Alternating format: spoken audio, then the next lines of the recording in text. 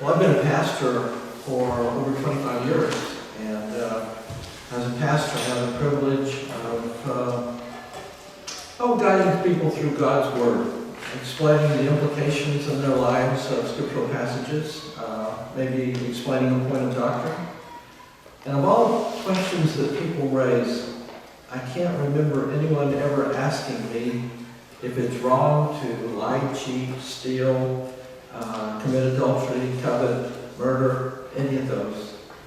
And similarly, I can't remember a time when anybody ever asked me if a Christian should read the Bible or pray or worship or love others or tell people about Jesus Christ. The Bible is really clear about that. But there's one kind of question that I receive the most often, and it's in regard to issues or activities that aren't specifically addressed in the Bible. And therefore, they fall somewhere between what's obviously right and what's obviously wrong. So they're neither black or white. And these issues involve aspects of Christian freedom. And it's been called the gray areas. They fall into the gray areas. And so because they're not obviously black or white, right or wrong, it means that it may be okay for one person to participate in some activity, but wrong for another person to participate in that same activity. Because they're personal decisions. And because they're personal decisions, the church can neither endorse nor prohibit. So, what in your mind would be an example of a gray area that you can think of?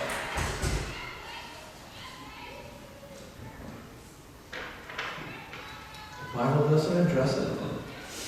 Movies and TV. Okay. What do you watch? What are your standards for what you watch? Any others? Tattoos. Okay. What else? Just your general activities. Hunting, fishing, playing bingo, you name it. Anything can become more than an entertaining experience. It could become habitual. It could be dominating your life. And so, how do you decide? So what do we do with those gray areas? There's a couple of issues, a couple of extremes to avoid. Two extremes to avoid. One is strict legalism. Since there's no law, we'll make one up and hold people accountable to it. I can remember reading a book by Philip Yancey. He's a Christian author. And he talked about going to a really conservative Christian Bible school, college Bible school. And there were all kinds of rules and regulations. Nobody could wear hair below their ear. Had to be off the collar, no mustaches, no beards. And he talked about going into the administration building every day. And there was a painting of the guy who founded that school. And he failed in all three categories because he had a beard and a mustache and hair beneath the leg. The other extreme to avoid is total freedom. Well, before we go to there, has anybody encountered any legalism like that? And what did it look like? Any legalism about what you should wear, what you should eat, anything like that? Well, I remember as a young teenager, Okay. my mother wore pants to church. Oh, It was like, oh no. It was that was real taboo. okay. She The decided horrors, she's huh? very tall. I pastored a church right out of seminary, and it was in Iowa, and it can be cold there. I mean, 15, 20 below zero. And so we said that women should and ought to wear pants. So any other legalism that you run into? As a child, I'm sorry, as a child growing up in the Baptist church, at first, there was dancing and, Okay. no alcohol, none of that kind of stuff. Okay. That's what I remember. Don't smoke or chew or go with those who do. What you have? We had a church in my hometown that literally split apart. They were building a new building, and the dilemma was whether or not to add a kitchen. And so there were members that left because that wasn't anywhere in the Bible that they had a kitchen. Oh my. And so, you know, and you just think God must look down and shake his head and think, you're so far, you know, when things aren't a kingdom issue, Yeah. and that's usually what I refer to, you know, I'll say, well, that's not a kingdom issue. Uh-huh. I had one of our volunteers at Love Inc. tell me that, you know, it's against the Bible that you wear your hair short. Mhm. And of course, I just said, you know, I'm so grateful it's not a kingdom issue. Yeah. And, but it was wrong for him, it's not wrong for me. Uh-huh.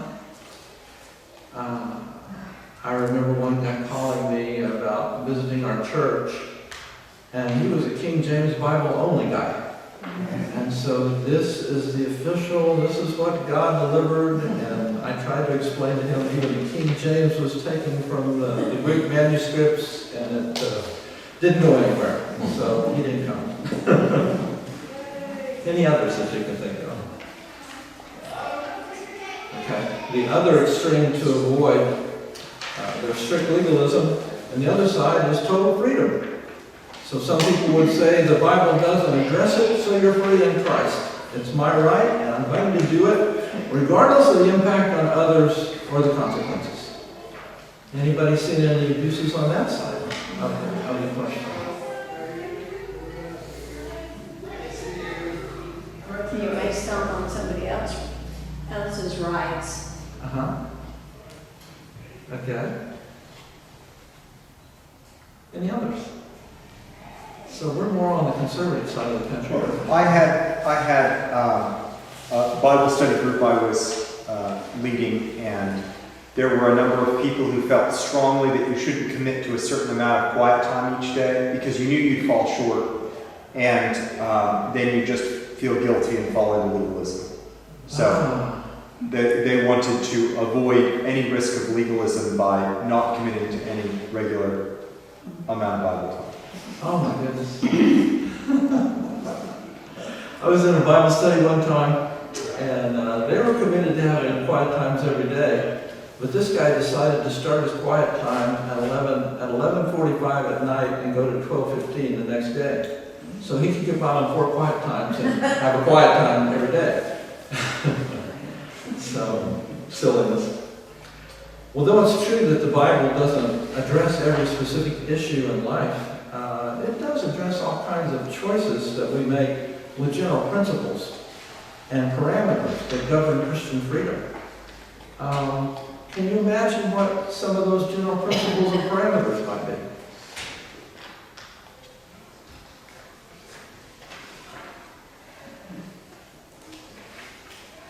Okay. Well, the first one would be edification. I'm going to engage in this activity or not engage, depending on whether it edifies people or whether it can help influence somebody toward Christ. So we'll go into these activities then. So I found 7 biblical principles, generally from the book of 1 Corinthians, and they can serve as kind of guidelines for us. When you run your choices through this biblical grid, I think you'll find the clarity and the freedom that you need to live a Christian life to God's glory. So I went to seminary in the early 80s, so every principle has to start with the same letter, okay? So you'll have to forgive me. The first principle is in 1 Corinthians 10:23. You've got your outlines. Who'd like to read that? All things are lawful, but not all things are profitable. All things are lawful, but not all things edify. Okay. So I call this the Edification Principle. And the question that you should consider is, will this activity produce spiritual benefit for me and for others? Some of the people in the Corinthian church were exercising their Christian liberty without regard for the spiritual good of others. Something that is profitable, is useful and helpful, advantageous, and something that edifies, builds somebody up spiritually. So I have a friend named Rob from, we knew him in McKinney, he's a roofer, And 2 times a year, we still meet at Beaver's Bend State Park in Oklahoma to go fishing for trout. Some of our conversation is about fishing strategy, but much more is about our spiritual growth. What book of the Bible are you reading? What other books are you reading? What are you learning from either the Bible or other books that you're reading? What activities are you participating in church, in your church? Were you struggling spiritually? How can I pray for you? How's your family doing? We both love nature, and we both feel really close to God there, and we love the fall color or the spring flowers. But both of us come away spiritually refreshed because of our discussions, our interactions over this. And so fishing is a neutral activity, but we've turned it into a spiritually invigorating time. So can you think of some neutral activity that you can turn into an edifying time? What is something that you could do that could be more edifying?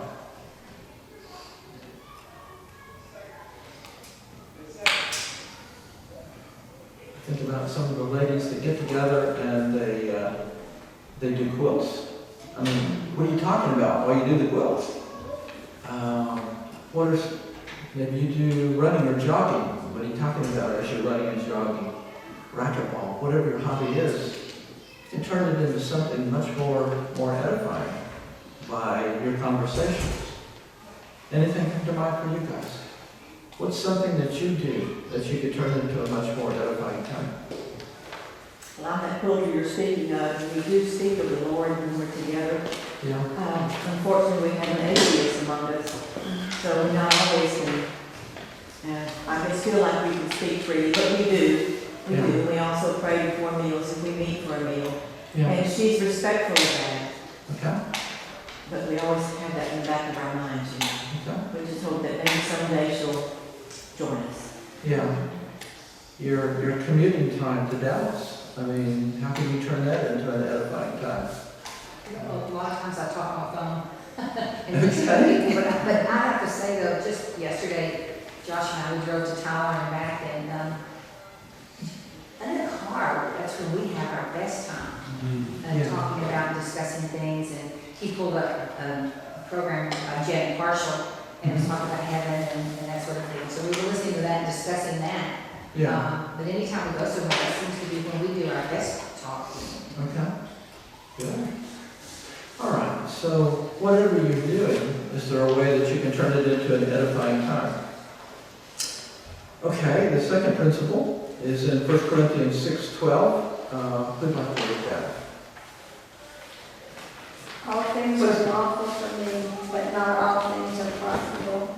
All things are lawful for me, but I will not be mastered by anything.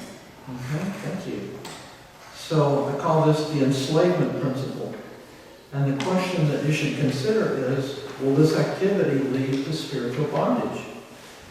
The immediate context is in 1 Corinthians. It refers to any habit or behavior that might be life-dominating or spirit-quenching. In Ephesians 5:18, speaking about alcoholism, Paul says, do not get drunk with wine, for that is dissipation, but be filled with the Spirit. So don't allow yourself to be addicted or enslaved to that which is sinful or personally destructive. If what you're considering could be a sinful habit pattern for you, why pursue it? Don't allow yourself to be in bondage or to anything or anyone. We're slaves to Jesus Christ and to Him alone. So Karen's hobby is putting together jigsaw puzzles, and I do Sudoku puzzles every night. I figure it's relaxing and I'm fighting off Alzheimer's. But as I got better and better, I learned some of the strategies and some of the tricks, and I advanced to harder puzzles. And I just finished a book with 300 puzzles in it, and they were all rated in the expert category. I got over 90% of them right. But the question I have to ask myself is, at what point is this an addiction? Or at least an unhealthy habit? If I'm ignoring my wife or staying up till 1:30 a.m. finishing a puzzle, that's a problem. And so it should be a regular habit pattern that you do that could be turning into an addiction or obsession. So does anybody want to admit to a chronic habit pattern that you have to be careful about? Who's got something? Your phone, a phone, Okay. Social media, All right. television. Okay. But, you know, I can distinctly remember my mother always talking about work, work, work, and there was never any downtime. Yeah. There was never any relaxing time. Even Okay. to the point, just yesterday in a phone conversation, she said, oh, I can't wait to get into this science book by Dave Jeremiah.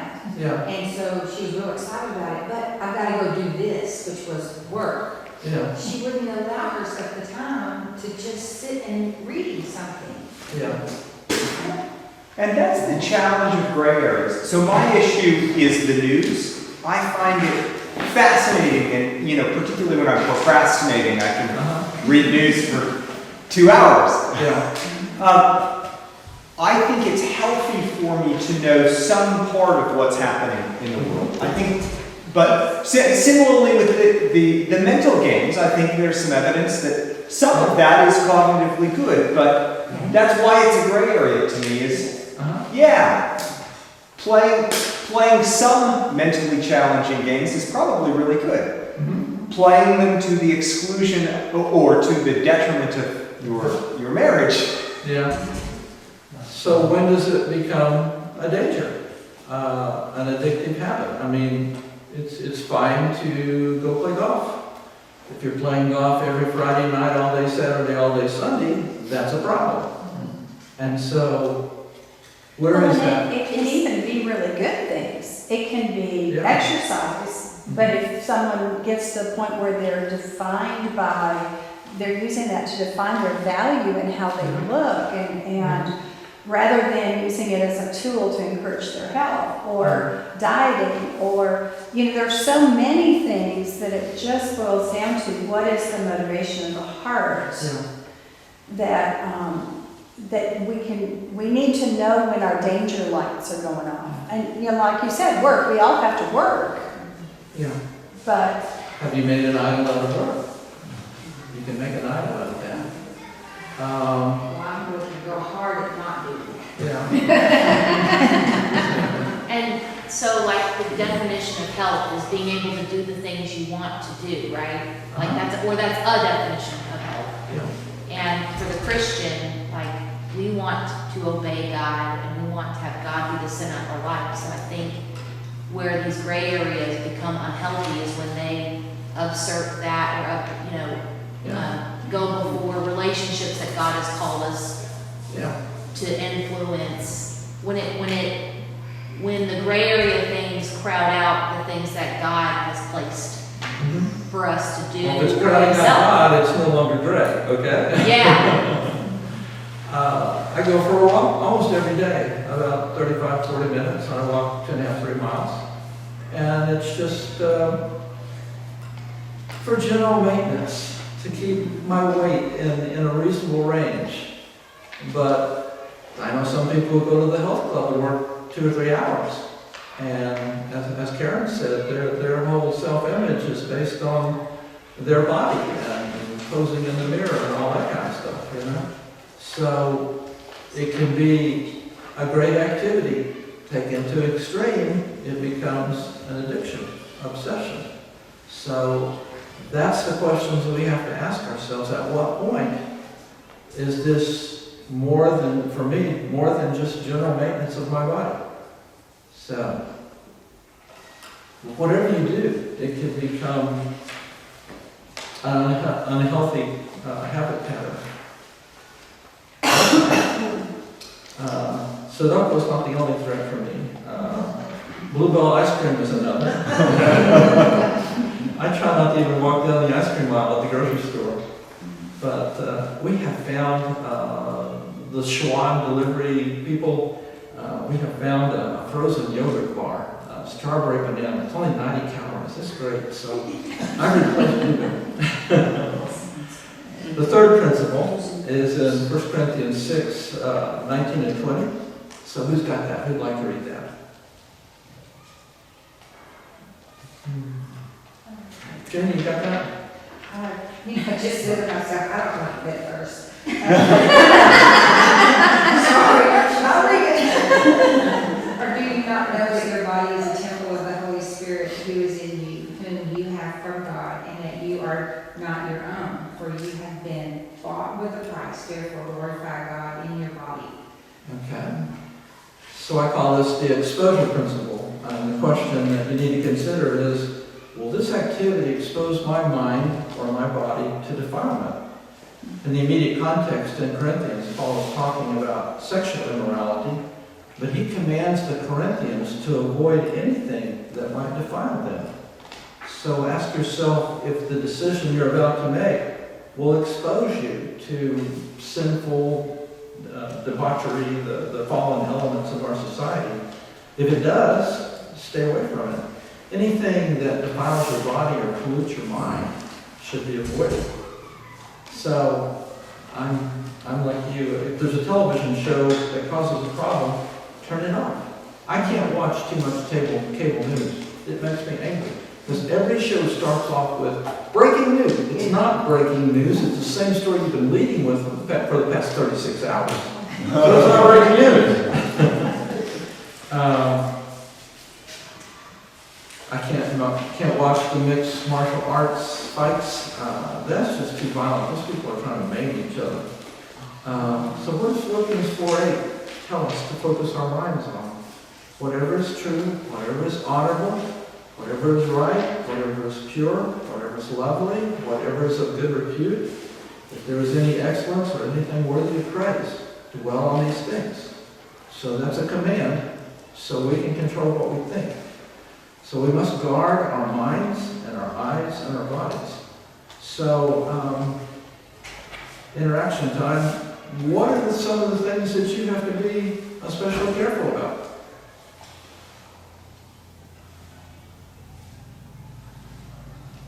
What is something that you go, oh, I better watch out. That could become more a part of my life than I want it to be. Well, mine would be gambling, and I don't know why, Okay? but my dad loves those little scratch off things, Yeah. and I could see I could get addicted to those things very easily, and I never will buy them, I never go. People's asking me to go to Shreveport, nope, I ain't doing that. Yeah. Because something with pennies, Okay. don't do that. If that's dangerous for you, then you gotta be careful. It would be, so I never will. Okay? Anything else? Well, just books and movies in general. Okay? And what used to be G or PG is no longer that. Yeah. The standards changed. Who else?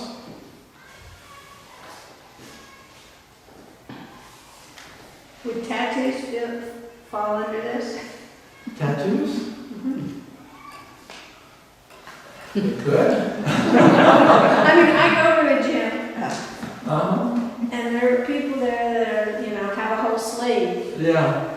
and, it just, Head to foot tattoos. If their happiness is based on the cool tattoo that they've just gotten or are going to get, then yeah, I'd say it would be. So, hadn't thought of that one. Okay. So far we have edification and enslavement and exposure. The fourth principle is in 1 Corinthians 8, verses 8 and 9. Who's got that? But food will not condemn us to God. We are even worse if we are united, more better if we do. But take care that liberty of yours does not somehow become a stumbling block to the weak. Okay. So I call this the Esteem Principle. And the thing that you need to consider and ask yourself is, will this activity benefit others or will it cause them to stumble? In this context, Paul is talking about the meat of animals that have been sacrificed to pagan idols. And the issue was whether a Christian should buy such meat from the marketplace, should they eat it if it was offered to them in a banquet, or should they eat in the temple of an idol? A few verses earlier, Paul says, there's really no such thing as an idol, and there is no God but our God, so they can go ahead and eat. But in some situations, there was a problem. Say that some new believer was just coming out of this false religion. That could be a problem for them, because they might think that the meat had been contaminated by evil spirits, or it brought back memories of their previous involvement in that false religion, or that others would think that they had reverted back to paganism. So Paul said in that case, we should forego our Christian liberty, being sensitive to weaker, immature believers who might have more sensitive consciences. So we should love that brother or sister enough to restrict our own freedom when we esteem them as more important than ourselves. We put their spiritual interests above our own freedom. And in that way, we're following the example of Christ. So what might that look like in our lives? We had a recovery group at a previous church, which included people who struggled with overeating. So we made sure that the refreshment table had lots of carrot sticks and celery sticks and low-cal dressing for them. So can you think of other circumstances where this principle would apply? Well, of course, I would think of alcohol. Okay. And if I knew that someone struggled, I definitely wouldn't serve it or partake. You wouldn't host a backyard barbecue and serve beer if you knew an alcoholic was going to be there. I wouldn't feel comfortable about that. Yeah. I wouldn't. What else? Can you think of anything else? I had a youth pastor that talked about not partaking in the small town we were in because he didn't want other, like, young youth watching him and Yeah. to break the law, Yeah. Absolutely. you know? Uh-huh. So that was a way for him to help them not stumble. Yeah. Mhm. So for him it would be gray, but for them it would be black because Yeah. they're not of age. Yeah. Okay.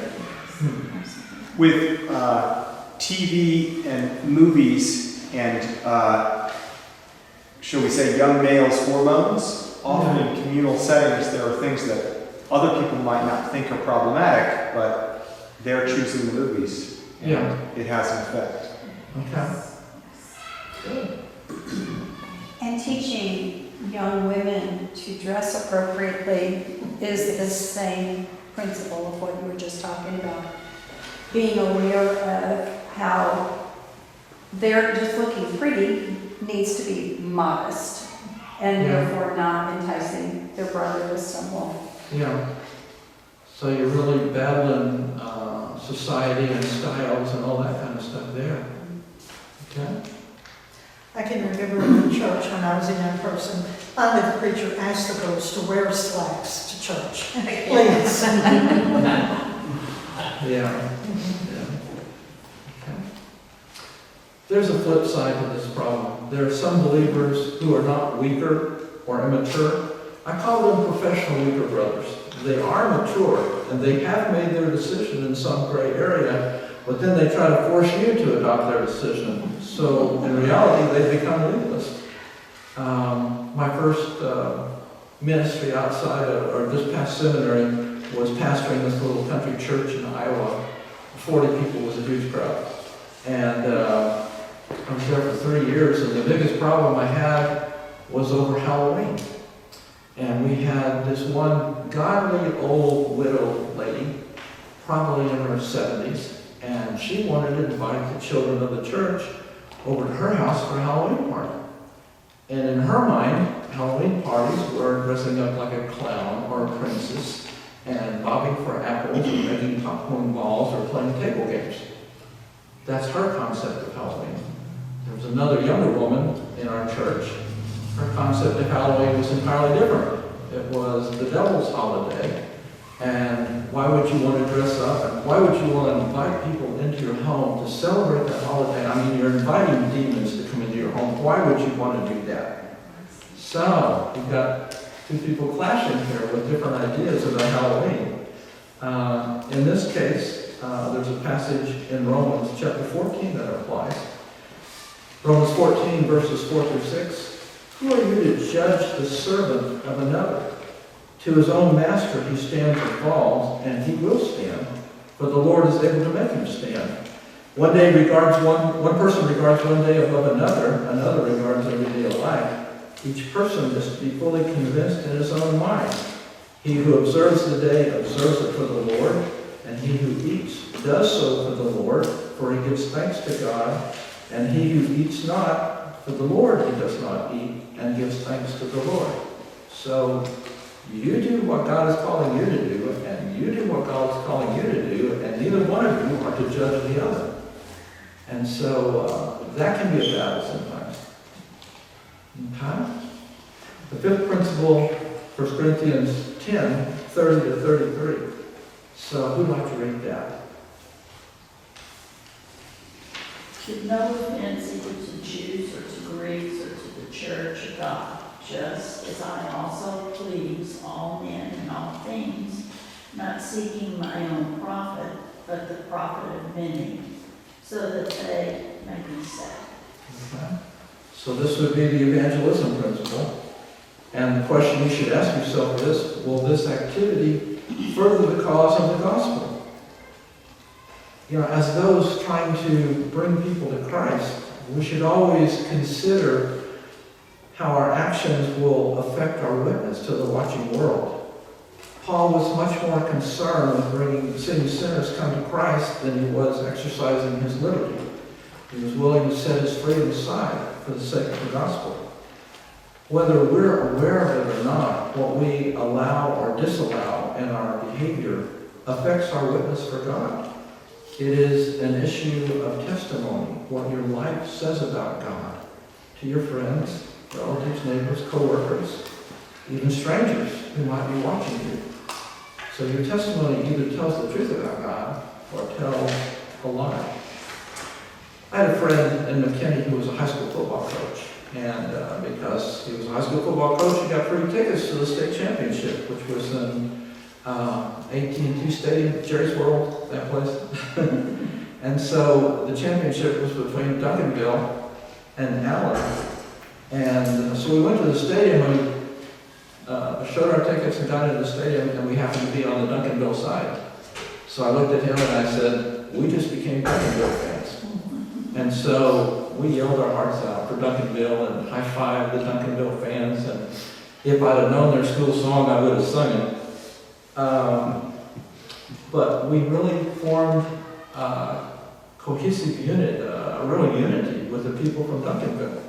I remember after the game was over, you know, they said, can you come out and eat with us? And it was, we couldn't, but they knew that we were believers, that we were on their side, just because, you know, we'd have walked in the other side of the stadium, we'd have been out in fits. There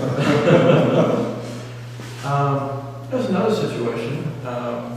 There was a fellow who came to a Friday morning Bible study in McKinney, and it was only about his second time there.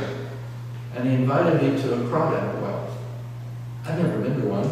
And so I thought, if I'm going to have an impact on this guy's life, I mean, what a gracious invitation, inviting me to a crawdad well. And so I thought, I better go if I'm going to have an impact. When I got there, it wasn't my scene, okay? The alcohol was flowing, the Cajun music was blasting. After about the third crawdad, I couldn't taste anything because it was so spicy. And the clothing standard was not real high, not a voter approach. But I thought, you know, for the sake of this guy, he needs to see me here.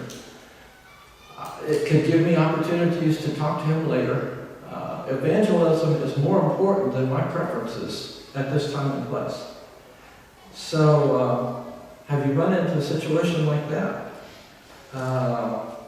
what would that look like today, where you either limited your freedom for the sake of evangelism, or maybe you said, I'm going to go to this gray area for the sake of evangelism. Can you think of anything like that?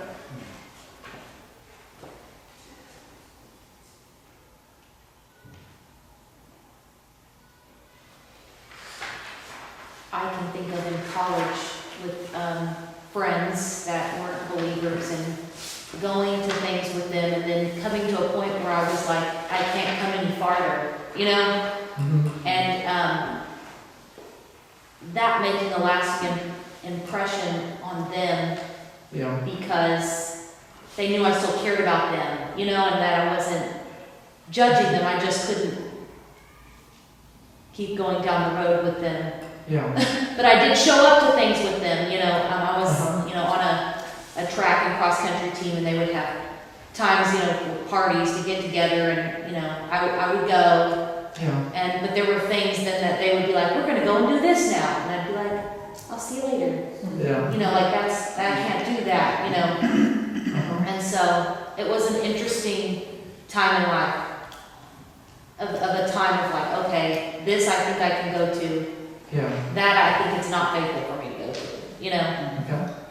So Okay. Thanks. Anybody else? I think a lot of us run into that in the places that we work. Yeah. Well, all my jobs, especially the one with the TV station, Yeah. I was the oldest there, but that happened in a lot of jobs. As you get older, you're always the oldest. But I was the older one there because televisions typically will, you know, it sits young people. Yeah. And it was really interesting to me how many times I was called. Everybody knew that I was a Christian.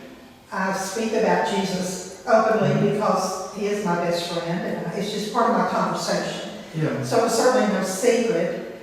But it was interesting that if there was ever a dilemma that I was called on so often. Yeah. I remember one day our general manager came and got me in my office and took me back to our engineering room, is what we call it, but it was where they were viewing some commercials Mm-hmm. that we were going to get paid very well to run, Yeah. and he wanted my opinion on it. And I really think it was a setup, Yeah. because we all were real good friends, they were like my second family. Yeah. But what I didn't know was I was going to watch the TV monitor that nearly all the other employees had gathered around me, not to my knowledge, and Uh-huh. it was previewing a commercial for Girls Gone Wild. Mm-hmm. And of course I was appalled that we were even entertaining it. Yeah. And as I looked at my young general manager and I said, you have 2 daughters. Yeah. How do you feel about it?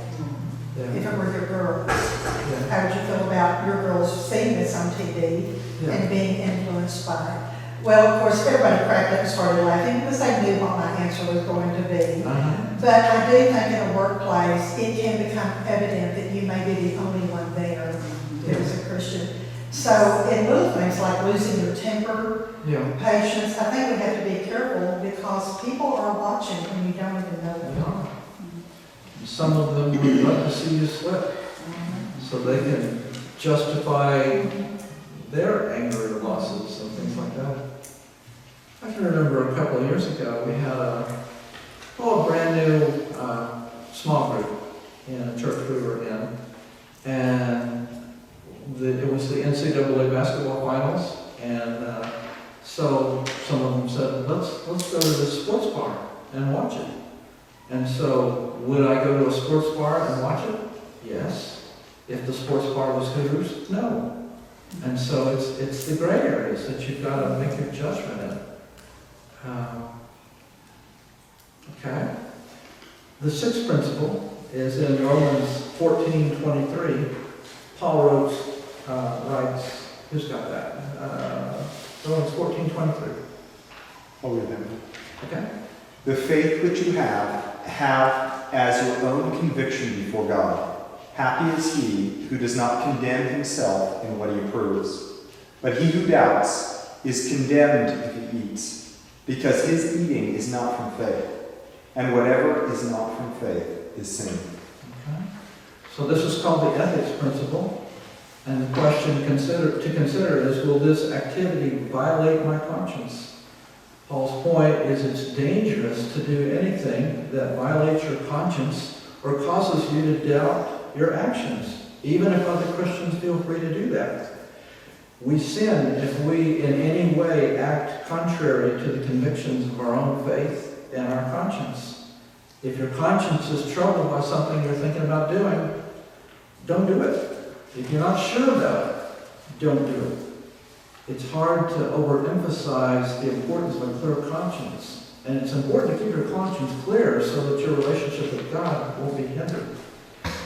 The church that we were in McKinney right before we moved, there were some people in there that, it was a pretty conservative church, but there were some people who said, we want to celebrate communion the way Jesus did. So shouldn't we use real wine in the communion cups? And so the elders and the pastoral team did like a 3-month study on it. And they came up with, why did it shift from wine? Because for 1,800 years after the crucifixion of Christ, it had been wine. Why did it shift? And so one big reason was prohibition. For a time there, it was illegal. And the other big factor was there was a man named Mr. Welch who figured out a way to keep the grape juice from turning into wine. So after that, they were able to bottle it and store it and sell it as grape juice. And so we thought, well, okay. So we've got biblical history arguing for wine. We've got historical facts arguing for wine. In spite of that, there were still some people that said, no, I'm not going to do that. So in the communion tray, some of the rings were red, and that was wine, and some of the little cups, the rings of cups were clear, and that was grape juice, so take your pick. Then there were other people that said, the whole thing is symbolic. I don't care if it's Gatorade and freedom, So for people's conscience, still, we're going, I'm not going to drink wine, particularly not in church. Okay, 7th principle is really a summary of the previous 6. It's contained in 1 Corinthians 10, verse 31. Who's got that? 1 Corinthians 10:31. I got it. Okay? Whether then you eat or drink or whatever you do, do all to the glory of God. Okay. So I call this the Exaltation Principle. And the question to consider is, will this activity bring glory to God? Our heart's desire is to glorify our Lord and Savior with all of our lives. So when it comes to gray areas, think about your decision. Will God be glorified, praised, and exalted? We genuinely honor God when we make choices that are consistent with the principles in His Word. And conversely, we dishonor God when we make foolish and sinful choices. Our actions dishonor Him. So, when you're facing a gray area, run it through this grid, this biblical grid of principles. And then you can choose to participate or refrain with a clear conscience and glorify God with your life. So, what kind of questions are there? Have I confused you? I think these are real helpful. I guess my main questions, sort of going back to the sort of the theme of coffee cup counseling, is particularly with the first 3. I think often when you sit down, perhaps with a younger believer, with somebody maybe in your small group, they'll, it's wise to bring them back to, is this edifying, is this enslaving, is this exposing? But they'll honestly have a sense of it. Is it? But it's not an all or nothing thing. Is it wise to spend time with these friends? Well, maybe not all the time. Is it wise to exercise? Well, some of the time. Yeah. But we and often people we're talking to often have trouble with balance in those issues. Yeah. For me, is it wise to read the news? Well, not all the time, but I think it's edifying some of the time. Yeah. And trying to help somebody walk through how to balance, say, eating and overeating, or spending time with friends versus spending too much time. Mhm. When they know this principle is in play, how do they work out balance? How do you help somebody work out balance in those principles? Okay. One, are you being faithful in the Christian disciplines? If you're too busy to have a quiet time with God, then you're too busy. And so let's fill in the non-negotiables first, which is time with God and prayer and fellowship and coming to church and, the disciplines of the Christian life. Those are the things that have to be there. Beyond that, you can fill in other things. So that's the first thing I would say. Let's get the non-essentials or the non-negotiables in first, okay? And the other things can fit in as they do. What else? How do you encourage people who might be having a problem accepting someone else's freedom in a gray area? Yeah. How do we... I had a very dear friend whose daughter was dating a young man who was extremely tattooed. It wasn't just a little bit. It was both arms, his chest, everywhere. And she just had a horrible time with that. She couldn't believe that her daughter was going to actually ended up marrying this young man who had all these tattoos. Mm-hmm. How would you take these and help someone, guide someone through, this is not something to determine a relationship or a dissolution of a relationship. I had that happen once. There was a gentleman in our church in McKinney, and his wife died suddenly. They had 4 daughters, I think it was. And a couple of years later, he became interested in another woman, and his daughters were just no way, no how. And so they came to me, and I said to the daughters, okay, let's forget names. Let's forget people. Tell me the quality of the person that your father would be interested in, that you would be approving of. Just tell me her qualities. And so we took the people out of the issue, and let's just name the qualities. They named a bunch of qualities, and I said, okay, here's your list of qualities. Does this woman fit these qualities? And it turns out that they just couldn't see their dad moving on, There was nothing wrong with this new woman. And they just couldn't see him moving on with somebody else, like it was not being faithful to their deceased mom or something like that. And that helped to see them just look at the list without the person. That's what I think I would do. Okay, tell me the kind of person you want your daughter to marry. Let's list all the categories. Okay? Does this person fulfill those? Forget the tattoos. Does this person fulfill those qualities? That's what I would do. Yeah. So what if you have someone you're counseling and it's one of these gray areas and they're dealing with a spouse who they're joined to and they are committed to and they're having an issue of conviction? John?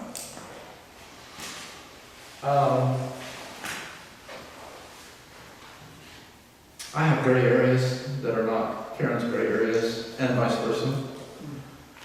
I think when I understand how hurtful her experience was in some gray areas, I want to respect that. I don't know how much to tell. Her relationship with one of her parents, extremely alcoholic, and so Karen just toward any alcohol. And we go with our kids to Mexican food, and they have margaritas, And I can see her going, I can't say anything, but I can tell it bothers her. And so I want to respect my spouse's gray areas. If they're gray, then essentially for me, they're black. Because I don't want to offend her, and she does this with me in some areas. Does that help? I think there's just got to be the level of communication where you have the intimacy that says, this is really a struggle for my spouse. And so I don't want him or her to struggle. So for me, this is no longer gray. That's what I would do with it. I am working very hard at not passing judgment, particularly on where I work. Right. And the type of individuals that we have coming into the nursing home. Because it's basically in the hood. So, Yeah. but that doesn't mean that they also don't have faith. Right. It's just like an individual who has a lot of tattoos. They themselves could fit in if they are a Christian and they do have a strong faith and belief. Yeah. That they can then communicate to other individuals that are similar to them. Yeah. So I really am working very hard on just not judging people on what they look like. Yeah.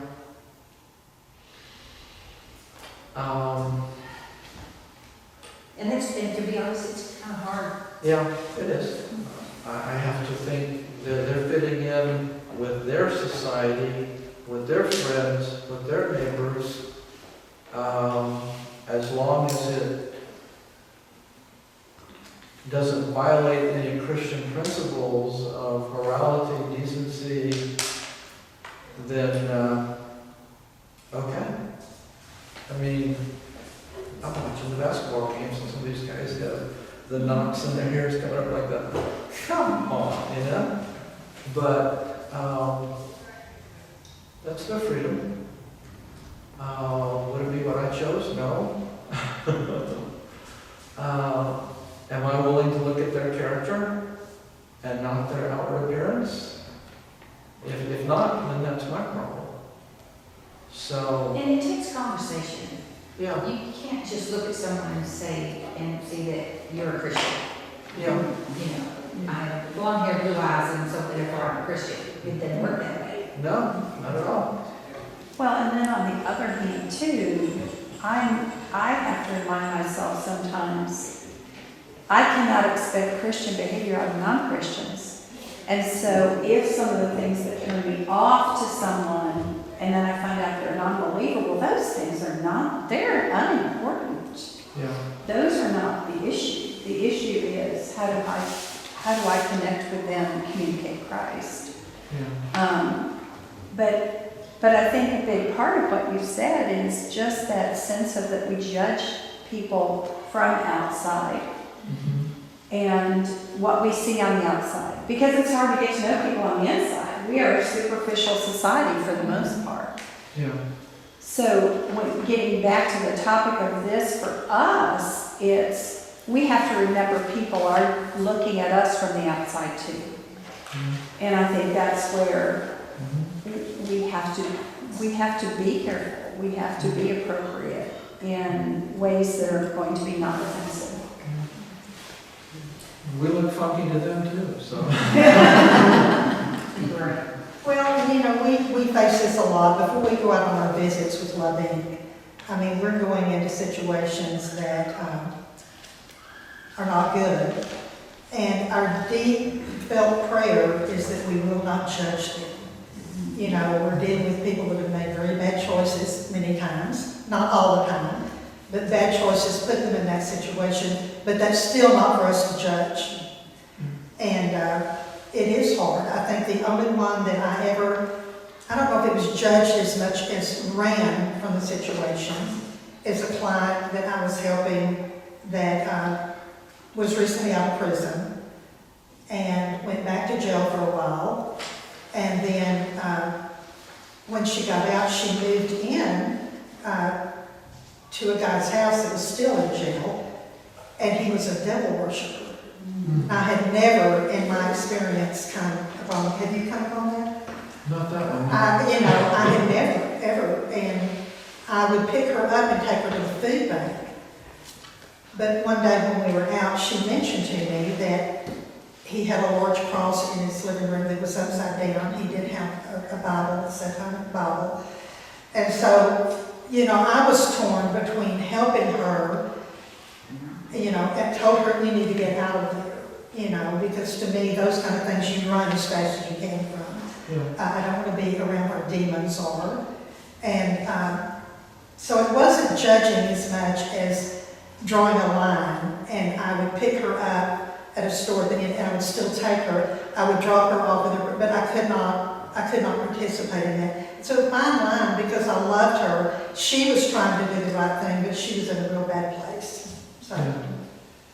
but judging is something we all fight all the time, and we fall into it before we even realize it too. Mm-hmm. Well, it's funny because we don't want to be judged, do we? We don't like it when people judge us. Yeah. But sometimes it's helpful, Yeah, that's true. if you have a real good Christian friend that will point that out to you with a lot of love. Hopefully discerning, not judging. Yes. Yeah. Well, if we have honest relationships with good friends, Christian friends, I want them to point out areas of my life, where I'm blowing it and how I need to change. Hopefully they will do it gently and out of an attitude of love. But we need to have people like that in our lives who will confront us, accept our apologies, celebrate our growth, and allow us to do the same with them. So that's what we're shooting for. What else?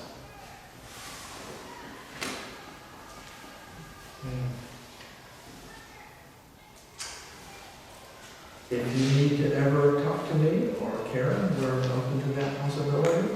So we'd love to help you through whatever you're facing. And thanks for the time. I hope this has been helpful, and appreciated meeting all of you. So thank you.